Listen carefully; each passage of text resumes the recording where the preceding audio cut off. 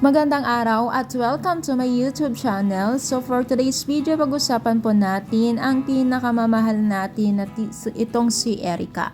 So kung makikita po natin ang ating thumbnail ay isa lamang po yan sa mga anunsyo or announcement ni Erica sa kanyang social media account na talaga naman pong nagbibigay po siya or nag-appreciate po sa lahat ng nag-message at nagko-contact po sa kanya. Especially din po yung mga nagpa-follow.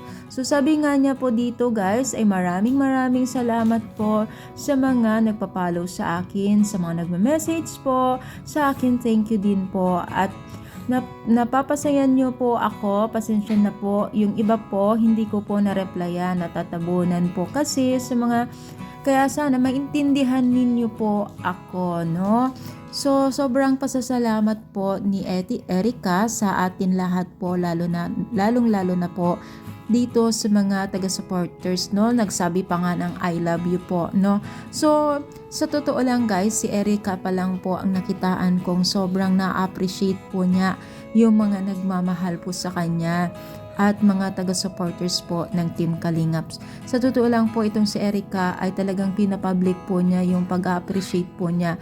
Hindi po siya kagaya ng iba na natulungan po na talagang parang wala lang, normal lang. Pero so itong si Erica talagang pinaparamdam po niya sa mga netizens at nagmamahal sa kanya na talaga naman pong umani po ng magagandang komento po sa ganyang ginawa. So kung maalala po kasi natin itong si Erica ay marami pong umaayaw sa kanya dati dahil nga po siguro sa mga nakaraan na hindi po naintindihan at hindi nagustuhan po ng mga netizens. Kumbaga, napagbawingan lang tong si Erica, no? Dahil syempre minahal nila yung dalawang magkuya.